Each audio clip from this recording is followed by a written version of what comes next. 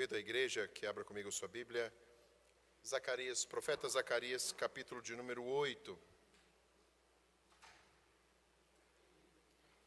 Meditaremos nesta passagem, nesta noite. Zacarias, capítulo de número 8.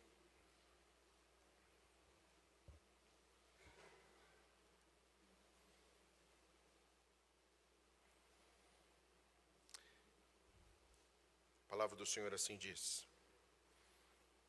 Veio a minha palavra do Senhor dos Exércitos, dizendo: Assim diz o Senhor dos Exércitos: Tenho grandes zelos de Sião, e com grande indignação tenho zelos dela. Assim diz o Senhor: Voltarei para Sião e habitarei no meio de Jerusalém. Jerusalém chamar-se-á cidade fiel, e monte do Senhor dos Exércitos, monte santo. Assim diz o Senhor dos Exércitos: Ainda nas praças de Jerusalém sentar-se-ão velhos e velhas, levando cada um na mão o seu arrimo, por causa da sua muita idade. As praças da cidade se encherão de meninos e meninas, que nelas brincarão. Assim diz o Senhor dos Exércitos: Se isto for maravilhoso aos olhos do restante deste povo naqueles dias, será também maravilhoso aos meus olhos, diz o Senhor dos Exércitos. Assim diz o Senhor dos Exércitos: Eis que salvarei o meu povo, tirando da terra do Oriente e da terra do Ocidente, e os trarei e habitarão em Jerusalém. Eles serão o meu povo, e eu serei o seu Deus, em verdade e em justiça.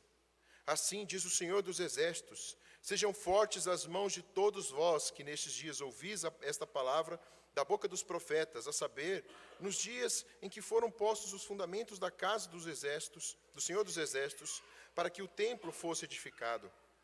Porque antes daqueles dias não havia salário para os homens, nem os animais lhe davam ganho, não havia paz para o que entrava, nem para o que saía por causa do inimigo, porque eu incitei todos os homens, cada um contra o seu próximo. Mas agora não serei para com o restante deste povo como nos primeiros dias, diz o Senhor dos Exércitos. Porque haverá sementeira de paz, e vide dará o seu fruto, a terra a sua novidade, e os céus o seu orvalho, e farei que o resto deste povo herde tudo isto. E há de acontecer, ó casa de Judá, ó casa de Israel, que assim como fostes maldição entre as nações, assim vos salvarei, e sereis bênção, não temais, e sejam fortes as vossas mãos. Porque assim diz o Senhor dos Exércitos: Como pensei fazer-vos mal quando vossos pais me provocaram a ira, diz o Senhor dos Exércitos, e não me arrependi. Assim pensei de novo em fazer bem a Jerusalém e à casa de Judá nesses dias. Não temais. Eis as coisas que deveis fazer. Falai a verdade, cada um com o seu próximo. Executai juízo nas vossas portas, segundo a verdade, em favor da paz. Nenhum de vós pense mal no seu coração contra o teu próximo, nem ame o juramento falso, porque a todas estas coisas eu aborreço, diz o Senhor. A palavra do Senhor dos Exércitos veio a mim dizendo: Assim diz o Senhor dos Exércitos: O jejum do 4º mês, e do 5º, e o do 7º, e do 10º serão para a casa de Judá regozijo, alegria e festividades solenes. Amai, pois, a verdade e a paz. Assim diz o Senhor dos Exércitos: Ainda sucederá que virão povos e habitantes de muitas cidades, e os habitantes de uma cidade irão a outra, dizendo: Vamos, depressa suplicar o favor do Senhor e buscar ao Senhor dos Exércitos, eu também irei. Virão muitos povos e poderosas nações buscar em Jerusalém ao Senhor dos Exércitos e suplicar o favor do Senhor. Assim diz o Senhor dos Exércitos: Naquele dia sucederá que pegarão 10 homens de todas as línguas das nações, pegarão sim na olas das vestes de um judeu, e lhe dirão: Iremos convosco, porque temos ouvido que Deus está convosco. Ore comigo mais uma vez, irmão e irmã. Senhor, nós te agradecemos por essa palavra que atravessa geração após geração e continua a falar ao coração daqueles a quem o Senhor chamou antes da fundação do mundo e concretizou o seu chamado na pessoa de Jesus Cristo, quando Ele morreu por nós e o seu Santo Espírito nos convenceu do nosso pecado. Ó Pai, que essas palavras aqui agora, proferidas, venham edificar o seu povo, venham, Deus, nos chamar a um propósito real de servir ao Senhor, crendo nas suas promessas. Essa é a nossa oração. Nos acompanhe nesse instante, ó Pai. Seja Tu glorificado. No nome de Cristo Jesus que pedimos e agradecemos. Amém. Eu sou fascinado por muitas facetas da história. Mas uma das coisas intrigantes, que para nós talvez seja desconhecido, facilmente nós podemos pegar um barco, um avião e cruzar o mundo. Na nossa geração não há algum local desconhecido. Satélite consegue sondar todas as coisas. Facilmente nós conseguimos ver o que está no oculto, até mesmo do universo. Mas uma coisa intrigante na história, e volto aqui no início da minha introdução, que é fascinante ver como homens ali do passado, eu estou voltando a vários momentos da história, mas quero voltar a 500 anos atrás, quando homens cruzaram os mares em busca de uma nova terra. Ouviram falar de uma terra da América, das Novas Índias, e eram homens que se amontoavam em pequenos, na verdade, barcos grandes, mas para nós muito pequenos, que não havia conforto algum, passavam meses cruzando os mares desconhecidos, mal haviam cartas para navegar, e estavam indo por causa de uma promessa. Estavam indo para uma região que era uma região de ouro, de prata, de grandes cidades que eram desconhecidas aos europeus. E eles iam por causa dessa promessa. E quando chegaram, realmente viram que na América havia, sim, aquilo que eles ouviram falar na Europa. Se achegaram aqui e viram grandes riquezas. Alguns foram para o norte, não encontraram tantas riquezas. Outros para a América Central, e ali encontraram muitas riquezas. Outros para a América do Sul, e de certa forma também encontraram algumas riquezas. Mas uma coisa é fato, aqueles que ali estavam, e eu quero lembrar dos espanhóis, quando chegaram na América Central, voltaram com seus navios por várias décadas. Não vem aqui ao caso o tipo de exploração que eles ali o fizeram, mas muitos daqueles que vieram, voltaram com seus navios repletos de especiarias, de todos os tesouros que uma nova América lhes proporcionava.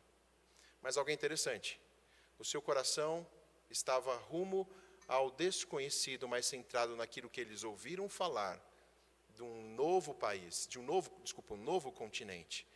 E voltaram, jubilosos e alegres pelos seus ganhos.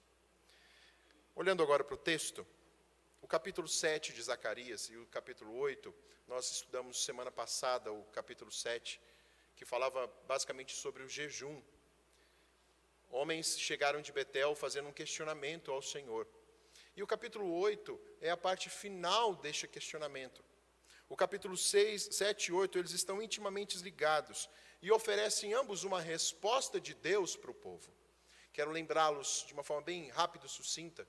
O povo chegou ali diante dos sacerdotes e levitas perguntando: Senhor, chegou o momento de pararmos de jejuar? Por que essa pergunta? Porque eles estavam reconstruindo o templo.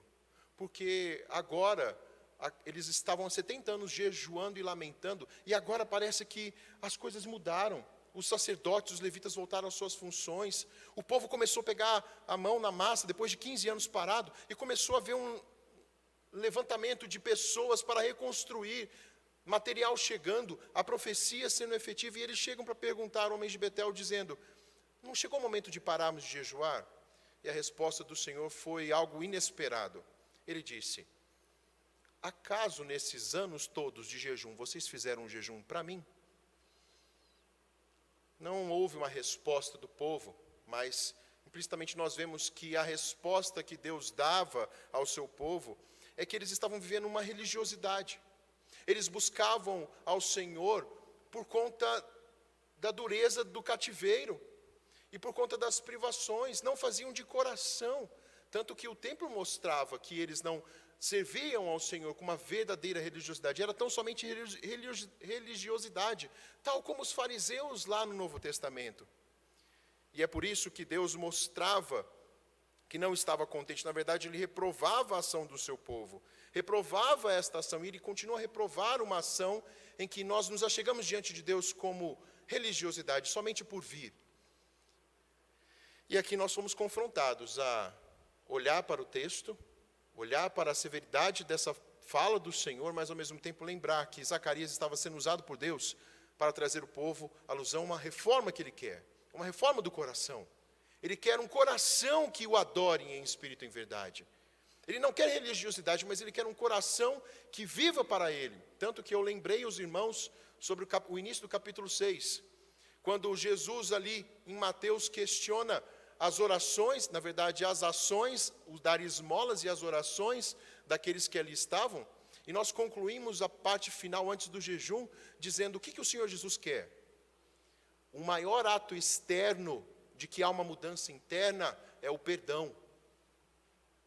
É por isso que depois da oração do Pai Nosso, o Senhor Jesus fala sobre o perdão. Porque o perdão é o ato que o Senhor Jesus quer externo em nós. É isso que Ele quer ver, o perdoar, o pedir perdão, o viver uma vida, uma relação com o próximo e com Deus. Porque eu fui perdoado, eu perdoo. Eu declaro aquilo que eu fui um dia conquistado, que o Senhor me perdoou os meus pecados.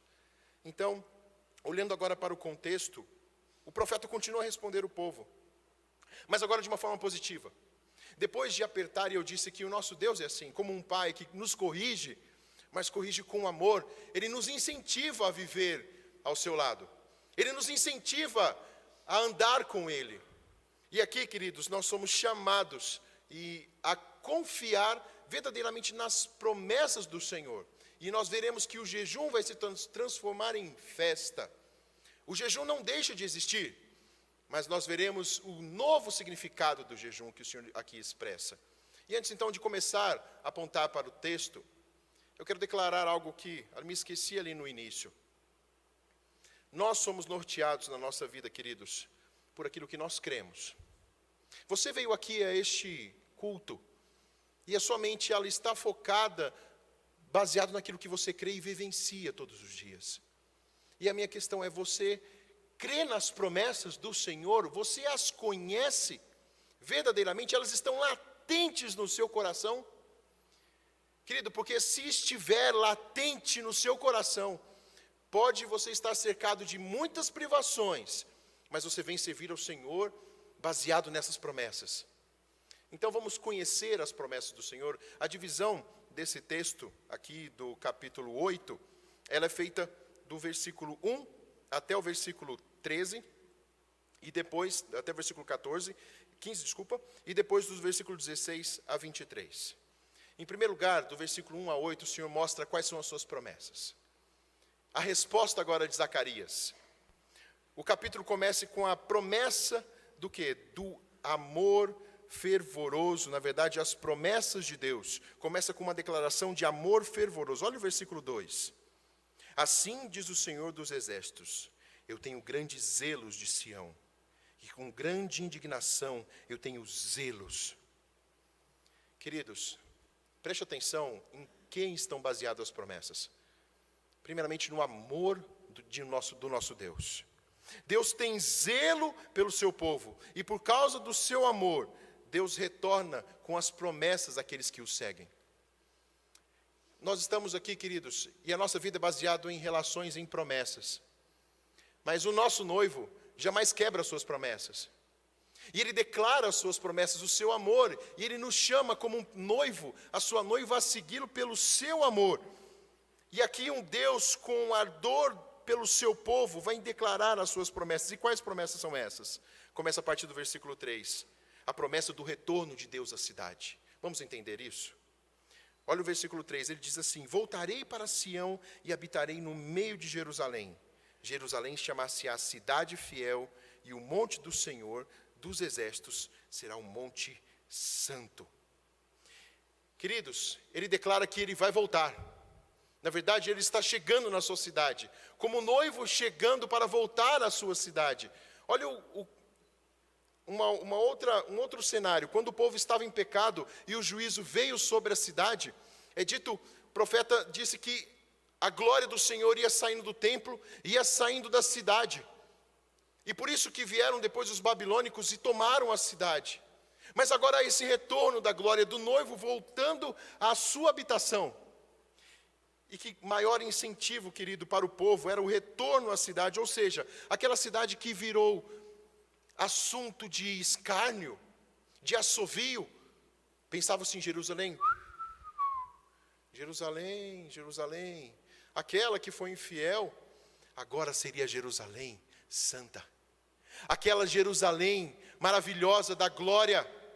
É isso que o Senhor está falando daquele povo que está ali ainda vendo as estruturas bem no início. A cidade toda, lembremos, tente imaginar o cenário dessa profecia.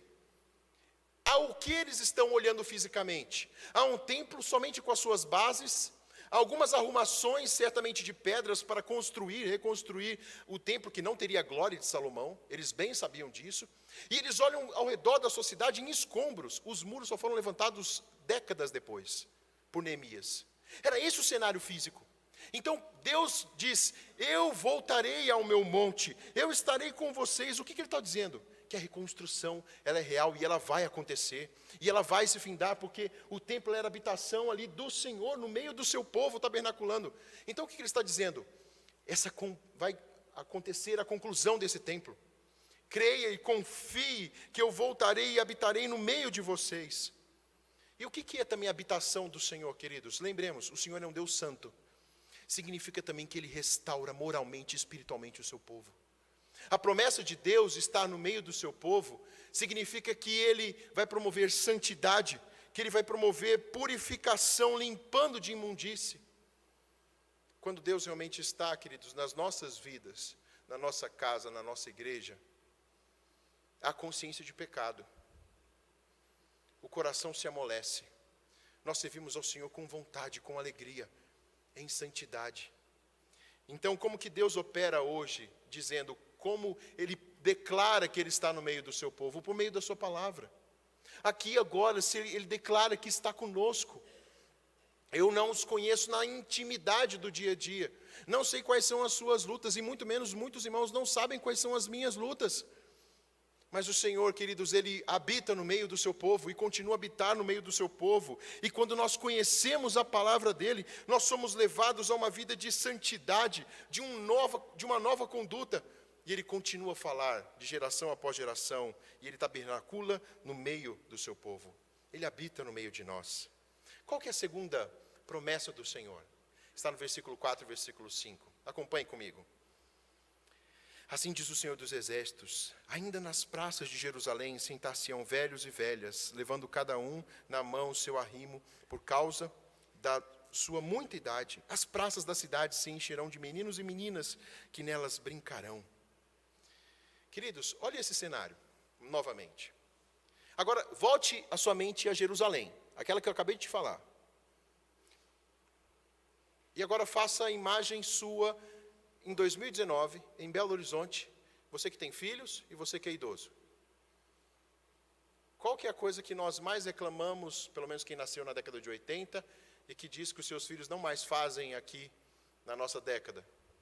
Não sair na rua, brincar na rua.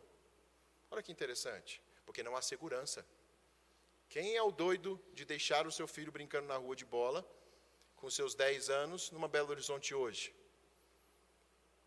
É interessante porque eles estavam em segurança. A cidade de Jerusalém estava sem muros. Só que o Senhor está declarando aqui que haveria bênção e paz, aonde haveriam crianças e haveriam os idosos, porque, queridos, idosos era sinal de que o povo estava com saúde e vivendo sobre a graça de Deus. E essa é a declaração de Deus, do seu povo, de proteção do seu povo, de proteção desde os velhos às crianças. Um Deus que cuida do seu povo, uma nação de paz e prosperidade. E, queridos, nós temos esse cenário no Senhor. É claro que não vamos voltar para casa e dizer: Senhor, agora eu creio na sua bênção, na sua promessa, vou tirar o muro da minha casa, vou sair do condomínio, vou morar ali numa casa sem muro, sem nada. Você vai ser assaltado, certamente. Vão entrar na sua casa aqui em Belo Horizonte. Não é isso que o pastor está pregando.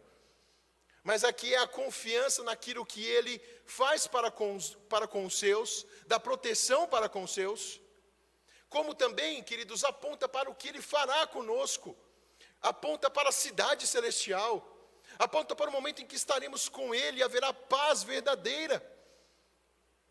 Ele nos chama, queridos, então, ao que? Eu volto com os irmãos lá a Mateus. É por isso que ele fala sobre a oração do Pai Nosso ali, quando depois ele vai falar sobre o jejum. E uma das características da oração é: venha o teu reino.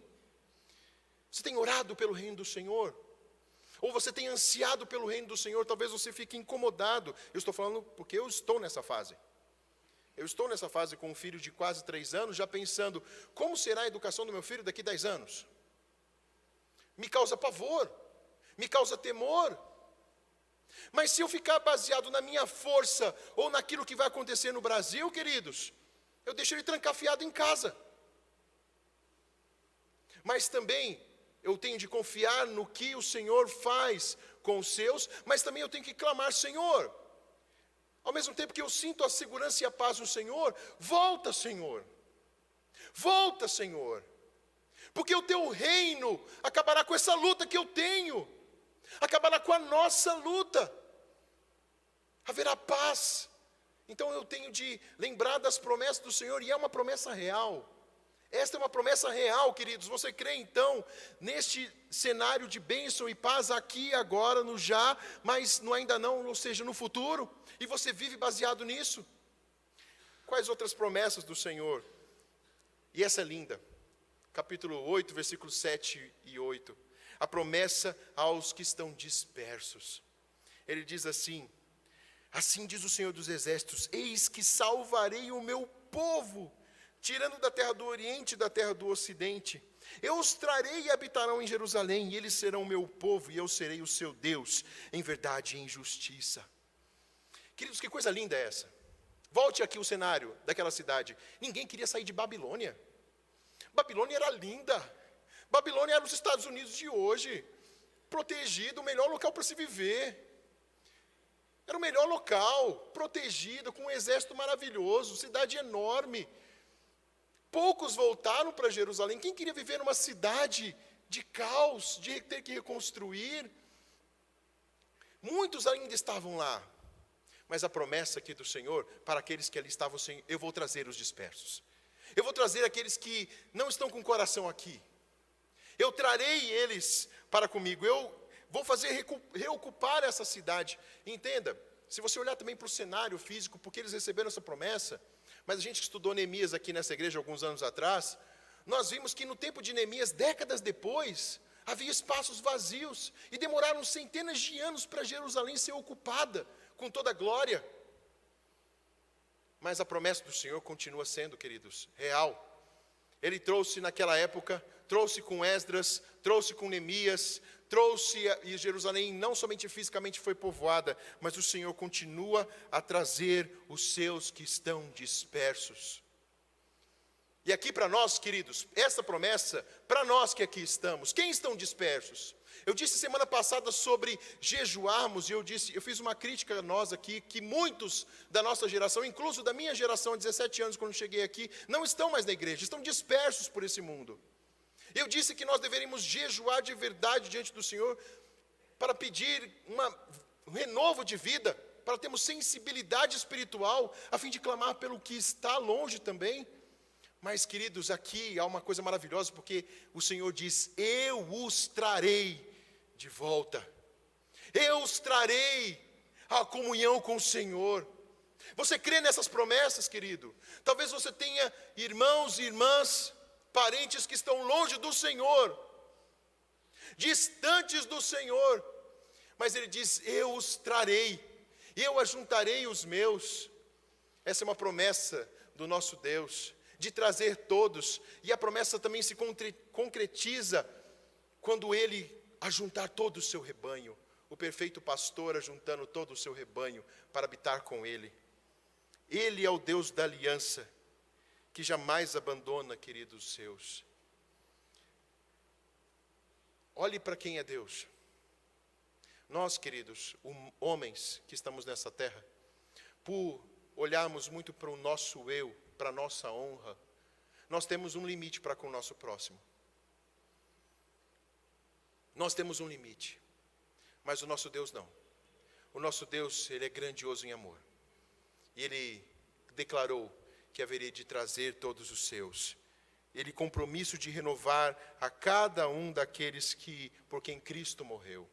Essa é uma promessa do Senhor. E quando que essas promessas se cumprem?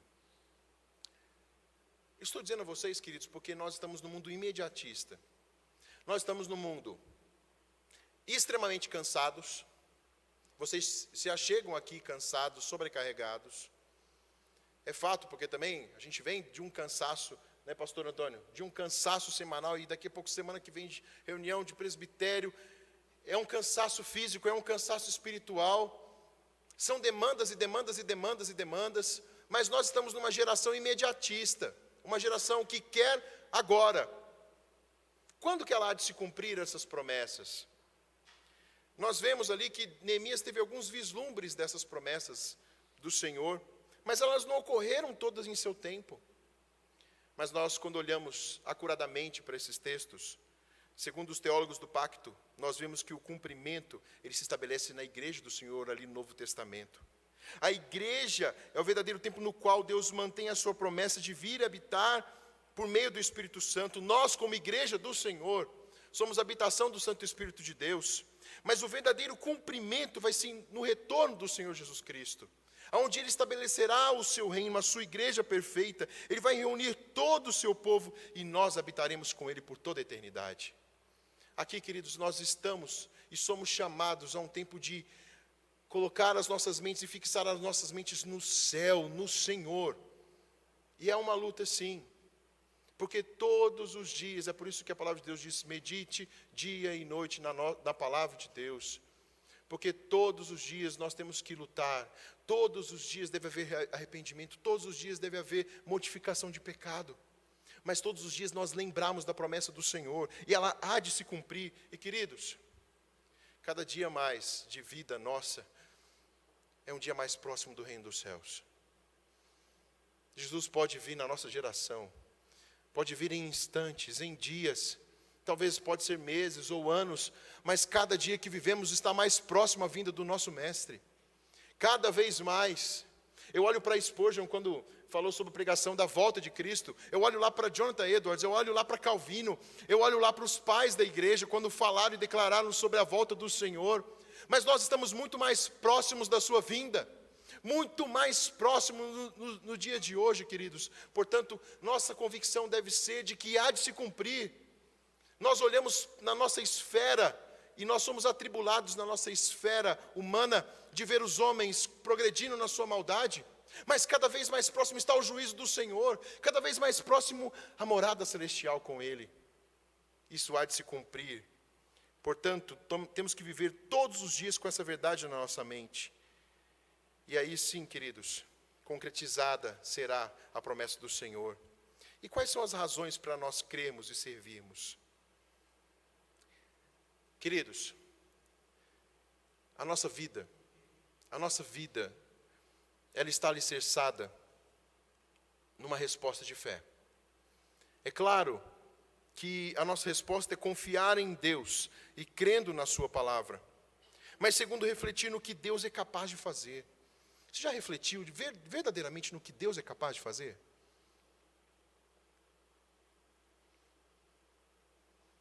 Você já refletiu no que Deus é capaz de fazer? Nós olhamos muito para os homens. Nós olhamos muito para a nossa força. E nós deixamos de contemplar aquele que declara por várias e várias vezes. Você prestou atenção no capítulo de número 8? Você prestou atenção no capítulo de número 7, quando nós declaramos quem é o Senhor? Por várias e várias vezes ele diz que Ele é quem? O Senhor dos exércitos.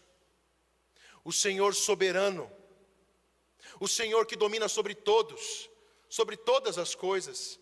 É a Ele quem nós servirmos. Tudo que Ele é, queridos, tudo que Ele falou, tudo aquilo que Ele nos tem falado há de se cumprir. Você confia verdadeiramente nele? A sua palavra, queridos, é sustentada. Jeremias 32, 27 diz: eis que sou o Senhor, o Deus de todos os viventes. Acaso haveria coisa demasiadamente maravilhosa para mim? Por isso que no versículo 8, olha o que ele diz: eu serei o seu Deus em verdade e em justiça. É um Deus que renova a sua aliança. Qual então é a razão para crer e servir? É porque Ele é justo e fiel. E a maior razão para crer é que todas essas razões estão centradas no caráter de Deus. Sabe por quê, queridos, então eu devo crer e servir? porque Ele não vai voltar atrás. Eu e você fatalmente voltamos atrás. Quer ver? Faça um cenário da sua vida. Quantas vezes você prometeu diante de Deus que iria ser um homem ou uma mulher mais zelosa? Quantas vezes você prometeu, a começar do início do seu casamento, a servir ao Senhor na fraqueza, na doença, na tristeza, nas lutas mais profundas? Quantas vezes, ou na verdade, quando você trouxe aqui o seu filho ou a sua filha, ou quando você declarou a sua profissão de fé, você disse que queria servir ao Senhor, que você servia a igreja do Senhor. Mas, queridos, todos nós que aqui estamos, todos nós, do pastor ao presbítero, ao diácono, ao membro, a um jovem, nós quebramos a promessa, só que Deus não. E nós devemos crer nele, porque Ele não quebra as suas promessas. Ele é um Deus a quem eu devo servir. E a religiosidade verdadeira, ela é centrada na fidelidade, no desejo de servir e na confiança das promessas de Deus. Nós somos chamados para o avanço do reino dEle. Nós não somos chamados para levantar paredes, tão somente. Nós estamos levantando aqui paredes, construindo, ajeitando. Há igrejas sendo levantadas, mas nós somos chamados para ser agentes do reino de Deus. E não é o pastor só que está aqui. Não é a função só do reverendo Antônio, do pastor Tiago. É a função de todos. Todos nós somos chamados para ser agentes do reino do Senhor. Nós somos chamados para dar continuidade ao projeto e não viver mais na indolência. Por isso que Zacarias relembra o que aconteceu ali em Ageu. Ageu deixa uma mensagem muito clara. Olha, sabe o que está acontecendo com vocês? Primeiro, olha para a vida de vocês. Vocês estão cansados? Sobrecarregados? Nada do que vocês colocam a mão produz? Eu não deixo isso ir adiante, sabe por quê? Porque vocês deixaram o meu serviço. Porque vocês falam que não tem tempo, mas eu mostro na vida de vocês que vocês têm tempo. As suas casas estão lindas, perfeitas, aplainadas, bonitas. E o meu templo está ali, há 15 anos, com a obra parada. Eu digo que vocês têm tempo. Só que agora, esse Deus da promessa, que chama o povo ao arrependimento, Ele chama um povo agora a não postergar mais, a nos esforçarmos agora. E Ele vem nos dizendo que Ele estaria conosco e Ele não pesaria mais a mão sobre o povo. Querido, seja fiel ao Senhor, e aqui não é teologia da prosperidade, mas seja fiel verdadeiramente ao Senhor. Ontem estava lá no seminário, e algo incrível que eu ouvi, maravilhoso, agora me esqueci, reverendo Ulisses, se foi o senhor ou outro, me fugiu a memória, mas estava ali do lado do reverendo Leorges, acho que foi o senhor, reverendo Ulisses.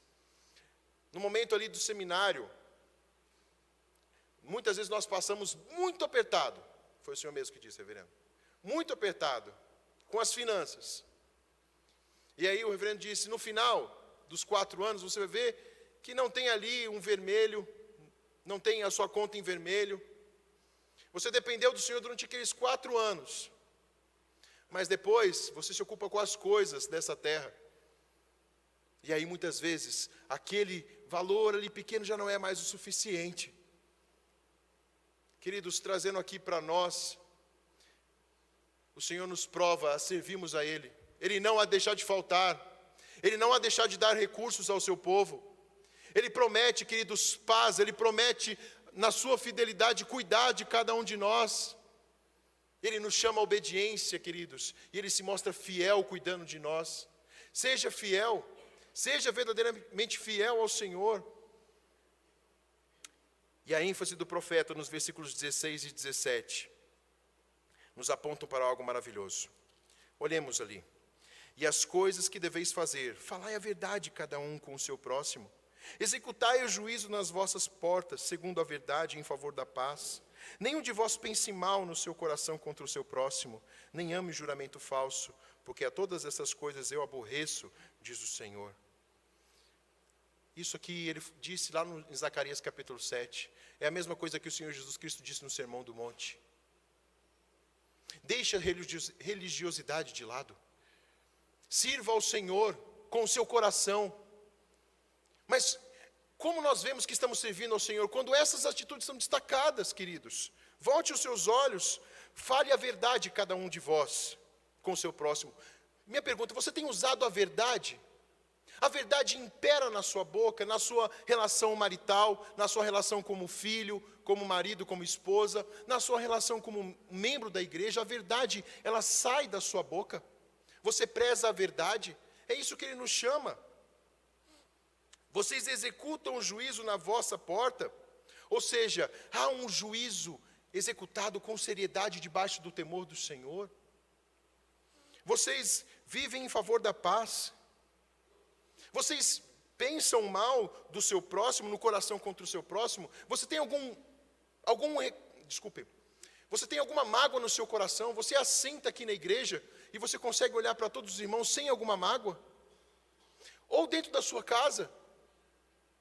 Queridos, uma vida com o Senhor, Ele nos chama então a ter uma nova postura diante dEle, que expressa que nós confiamos na sua palavra, que nós confiamos naquilo que Ele fez pelo seu povo.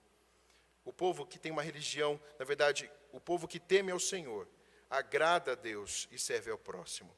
A segunda parte, a partir do versículo 18, nós vemos uma mudança do cenário, do jejum à festa, do jejum à alegria. Essas são as palavras finais de Zacarias ao povo, aquela delegação de Betel. São palavras que apontam para a vinda, sim, de Cristo Jesus. Pois à medida que o profeta conclui a sua resposta, ele está falando de um avivamento da vida espiritual do povo de Deus, sendo que o jejum vai se tornar em festa, e de modo que a igreja cumpra a sua missão final, que é reunir as multidões. Aqui eu fiz um resumo de toda essa porção. Reunir as multidões das nações a Deus para adorá-lo e serem salvas. Então Zacarias, a partir do versículo 18, ele responde a pergunta. No versículo 19 você pode observar isso. Assim diz o Senhor dos Exércitos: o jejum do 4º mês, e do 5º, e do 7º, e do 10º serão para a casa de Judá. Regozijo, alegria e festividades solenes. Amai, pois, a verdade e a paz. Queridos, essa é a natureza que nós vemos na nova aliança. E o Senhor já está preparando aqui o seu povo. Lembremos, o povo jejuava com tristeza. Durante 70 anos ele jejuava de uma forma religiosa. E o Senhor, nosso Deus, Ele não disse: acabe então o jejum. Era aquilo que eles queriam: acabe com o jejum. Não. Vocês vão jejuar, porque haverá ainda contrição pelo pecado. Haverá um momento de olhar para si diante de Deus, de sacrifícios, das ofertas, mas haverá um momento também de alegria. Zacarias está falando aqui, sim, claro, de um tempo por vir. Do Novo Testamento, quando nós associamos a vinda de Cristo. Lembra quando, ali em Marcos, capítulo 18, versículo 20, Jesus estava ali com seus discípulos e os fariseus, e os discípulos de João estavam jejuando? Aí o Senhor Jesus Cristo disse: podem porventura jejuar os convidados para o casamento, enquanto o noivo está com eles? Durante o tempo em que estiver presente o noivo, não podem jejuar. Dias virão, contudo, em que lhe será retirado o noivo, e neste tempo jejuarão. Jesus estava com seus discípulos, então o jejum não era preciso. Só que ele disse: quando eu subir aos céus, eles vão passar a jejuar, como a igreja assim do Senhor fazia. Mas entenda que agora o jejum é um misto de confissão de pecado, mas está atrelada a uma fé salvadora. Por isso que nós nos achegamos aqui, diante do Senhor, contritos pelos nossos pecados, mas cientes daquilo que Cristo fez por nós, e quando nos achegamos diante do Senhor, verdadeiramente confessando os nossos pecados, atrelamos a nossa mente àquilo que Ele fez por nós. É por isso que no Salmo 32, como o reverendo disse, está ali: bem-aventurado aquele cuja iniquidade é perdoada, cujo pecado é coberto. Bem-aventurado o homem a quem o Senhor não atribui iniquidade. Queridos, todo crente deveria saber o que significa ir ao jejum, o confessar o pecado, mas também aquilo que o Senhor fez e ser o motivo da nossa maior alegria. O jejum não foi abolido, mas ele nos chama a compreender o que conduziria de volta o seu povo à alegria espiritual. E aí vem minha pergunta: você tem alegria espiritual? Alegria verdadeira no Senhor? Ou você tem buscado nesse nosso mundo que, queridos, é difícil, e eu vos falo também que está difícil na nossa geração. A gente tem buscado tantas alegrias nesse mundo. Seja sincero, quantas alegrias você tem buscado? Esse nosso mundo está cheio de entretenimento. Você tem buscado filme, em passeio, em viagem, em planos. Mas a alegria que vem do Senhor, ela habita em você, lhe traz satisfação verdadeira. Então, é isso que o profeta aqui está dizendo, que o povo dele, a igreja dele, deveria se alegrar. E pelo que nós nos alegramos? Queridos, temos motivo para nos alegrar. Em primeiro lugar, pela ressurreição, pela vinda do nosso Mestre. Nós estamos aqui no período de Natal. Nos alegrar porque Ele veio, porque há Natal, porque um dia o Senhor enviou o Seu Filho para morrer por nós. Deve ser a nossa maior alegria. Alegria porque de uma vez por todas Ele morreu pelos nossos pecados. Você tem alegria nisso? Porque você é um pecador que confessa os seus pecados, mas você tem a certeza que todos os seus pecados foram lavados no sangue do Senhor Jesus Cristo. E se Deus lhe chamar hoje, indo para casa, você sabe que irá para o céu, porque a obra do Senhor é real. E você tem alegria nisso? Você compartilha e está nessa casa com esta alegria? Alegria porque Jesus Cristo ressuscitou dentre os mortos, porque Ele reina, porque Ele governa o seu povo, Ele não está morto. As alegrias se transformaram em riso, o túmulo aberto, queridos, nos diz que a morte de uma vez por todas foi tragada pela vitória, e que você não tem morte eterna. Você se alegra por isso? Você se alegra porque não pelos seus atos, mas pelo que Cristo fez, você está indo para o céu, um novo céu e nova terra, e não passará pela morte, a morte eterna. Queridos, isso deveria nos alegrar. É isso que nós somos chamados quando nós meditamos a respeito da nossa vida diante do Senhor. E a maior alegria aqui que o profeta expressa é uma alegria que nós devemos ter de verdade. Alegria porque nações virão ao encontro do Senhor. Zacarias primeiro, ele anuncia uma transformação interior. Olha que coisa maravilhosa. E não é à toa que nós estamos estudando isso aqui. Na nossa geração nós estamos estudando isso aqui. E o Senhor continua a falar de geração após geração. E eu sinto no meu coração, em casa, na sexta igreja, na minha denominação, como precisamos ouvir isso, queridos. Porque um povo que não passa por uma renovação interior, jamais pode anunciar a Cristo Jesus às pessoas. Revise a sua vida diante de Deus. Quantos você anunciou neste ano de Cristo Jesus? Quantas vezes a sua boca professou a verdade? Ou quantas vezes você orou por aqueles que estão longe do Senhor? Mas a renovação interior, ela se faz necessária para que venhamos a agir, venhamos a externar que somos um povo renovado pelo Senhor. É por isso que do versículo 20 ao versículo 23 o Senhor diz: assim diz o Senhor dos Exércitos, ainda sucederá que virão povos e habitantes de muitas cidades, e os habitantes de uma cidade irão a outra dizendo: vamos depressa. Olha que interessante, vamos depressa suplicar o favor do Senhor e buscar ao Senhor dos Exércitos. Eu também irei. Virão muitos povos, poderosas nações para buscarem em Jerusalém ao Senhor dos Exércitos e suplicar o favor do Senhor. Assim diz o Senhor dos Exércitos: naquele dia sucederá que pegarão 10 homens de todas as línguas das nações, pegarão sim na orla das vestes de um judeu, e lhe dirão: iremos convosco, porque temos ouvido que Deus está conosco. Queridos, algo maravilhoso que nós devemos ter como riqueza no reino dos céus, a juntar tesouros no reino dos céus, queridos. Eu entendo e tenho entendido cada vez mais que o maior tesouro que eu posso ter, primeiro com o Senhor, é a comunhão com Ele. Mas tesouros nos céus, queridos, eu tenho compreendido isso, é anunciar o seu evangelho e ser usado como ceifeiro dele. A juntar e ser cooperador na pregação do evangelho, de falar e anunciar a Cristo.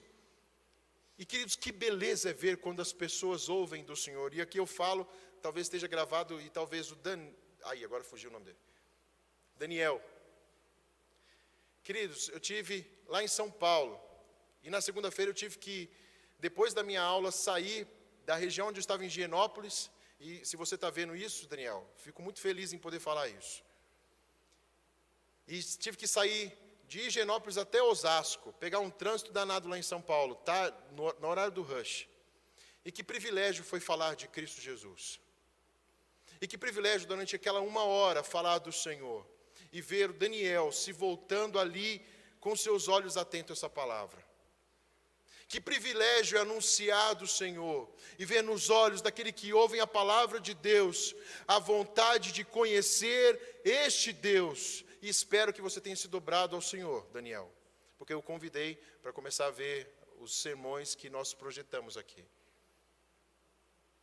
Talvez eu disse para ele, nunca mais talvez te veja, mas talvez eu te veja por toda a eternidade. Queridos, nós temos que anunciar, tal como os profetas anunciavam ao Messias. Os profetas anunciavam o dia do Messias, a sua vinda e também a sua volta. E esse foi o propósito de Deus, foi isso que ele disse a Abraão. Você vai ter que ser uma bênção, vou te dar essa terra para vocês serem bênção. O povo tinha de ser uma bênção ali, naquela região. Mas Zacarias mostra aqui, no versículo 23, algo maravilhoso. 10 homens agarrarão a veste de um judeu e iam buscar o Senhor. Cristo, queridos, é aquele que veio. E nós agarramos nas suas vestes, porque Ele nos conduz a Deus. O homem Deus, que veio a esta terra e morreu pelos seus, é a razão da nossa esperança. E Ele veio, queridos, para nos levar para com Ele. E quando as pessoas veem a salvação, elas anunciam, e outros vêm ao seu encontro. Isso aqui aconteceu ali em Pentecostes, quando a palavra foi declarada, e as nações que ali estavam se reuniram novamente, a outra Babel, porque quando o povo desobedece o Senhor, se espalham por toda a terra. Mas agora os povos das nações se ajuntam ali, no dia de Pentecostes, e ouvem o anúncio do Senhor, e 3.000 se convertem. E hoje, queridos, com o anúncio da palavra do Senhor, quantos estão se chegando à casa do Senhor, à comunhão dos santos? Ele atraiu para si, isso aconteceu na era apostólica e continua sendo a missão da igreja. E quanto mais nós anunciamos a palavra do Senhor, mais os eleitos do Senhor vão se achegar ao seu povo, e mais breve é a volta do Senhor. Nós temos que ansiar por isso. Então, queridos, se você deixou de orar pelos seus, volte a orar. Lembre da promessa que eu disse lá atrás, ele usar, na verdade, ele atrair para os seus, ele atrair os seus, ele vai atrair aos seus, as suas ovelhas com a sua voz. Que nós sejamos os interlocutores da sua palavra. Que nós tenhamos o privilégio, queridos, de ajuntar esses tesouros nos céus. De ajuntar tesouros, de ajuntar almas no céu. O que você tem ensinado para os seus filhos? O que você tem aprendido? O maior tesouro, queridos, é o Senhor, não são as coisas. Elas vão deixar de ser suas quando o Senhor lhe chamar. Elas não vão ter proveito algum nessa terra. Mas ensine a palavra do Senhor, ensine aos seus filhos para testemunharem do Senhor. Volte a declarar a palavra do Senhor aonde Deus lhe coloca. Evangelizar, e eu concluo. Desculpe, todos nós recebemos essa ordenança, e as pessoas vêm a Deus porque ouviram e viram. E evangelizar é anunciar uma mensagem, a saber, a morte e a ressurreição do Filho de Deus, para a reconciliação dos pecadores por meio da fé nele. Iremos convosco, porque temos ouvido que Deus está convosco. Qual é a promessa a qual você tem vivido? O que está gravado no seu coração? Você tem vivido de acordo com as promessas do Senhor? Ele lhe chama hoje a reavivar essas promessas, de que Ele habita no nosso meio, de que Ele habita em você, que Ele lhe convida a ter a verdadeira paz com Ele, a reconciliação com Ele, que Ele lhe convida a anunciar esse Evangelho, e a usufruir, ainda que em lutas, porque estamos no jejum, a usufruir da alegria plena nele e anunciar o seu Evangelho. Queridos, esse povo que ouviu essa mensagem, viu o templo ser reconstruído. E até interessante, uma nota aqui de tristeza. Não sondei profundamente, mas segundo o relato bíblico, segundo a tradição que nós temos judaica, Zacarias, esse que anunciou todas essas belas coisas, ele foi morto ali. Ele foi morto no monte do templo. Ele foi assassinado. O povo postergou depois em construir os muros. Mas o templo foi construído, os muros foram reconstruídos. O Messias veio, e o Messias voltará. Que tenhamos a confiança verdadeira no Senhor, que vivamos de acordo com essas promessas, confiados nele. E depois lhe faço um convite, nós que vivemos num Brasil de tanta corrupção, você começar a olhar o capítulo de número 9, do juízo de Deus sobre aqueles ímpios e o que ele tem prometido, a vinda do seu rei, que vai ser o nosso próximo, se Deus assim permitir, momento de meditação da palavra do Senhor. Vamos orar mais uma vez? Querido Deus, querido Pai, aqui estamos diante do Senhor, agradecendo por essa palavra, agradecendo pelas suas promessas. O Senhor é um Deus pactual, que não deixa cair nenhuma das suas promessas. E o Senhor, ó Deus, prometeu cuidar do seu povo até o fim. Eis-nos aqui como ovelhas tuas. Limpa-nos, sara-nos. Traga a nossa mente, a nossa consciência, ó Deus, ao nosso coração. O real propósito de estarmos aqui. Não impelidos tão somente por uma obrigação religiosa, mas porque, ó Deus, o Senhor nos comprou com um precioso sangue. Porque aqui estamos reunidos, porque cremos e confiamos que este povo que aqui está irá ser reunido com uma multidão daqueles que o Senhor amou antes da fundação do mundo. E estar aqui nessa noite, ó Pai, nesse dia, é um privilégio. Porque, ó Deus, ouvimos a sua santa palavra, somos moldados por Ti. A nossa confiança, ó Deus, para viver o amanhã é alicerçada na promessa de Cristo Jesus, que um dia veio e morreu por nós. Nos ajude, ó Deus, a lutar, mas confiados no Senhor, do nosso dor se transformar, ó Deus, em alegria. E nos ajude a caminhar nessa nossa vida, para a honra e glória do Seu nome, evidenciando o Teu nome, até que Cristo volte. Venha o Senhor, venha o Teu reino. Ó Deus, louvamos-Te sempre, hoje e assim o será por toda a eternidade. Em nome de Cristo que nós pedimos e agradecemos. Amém.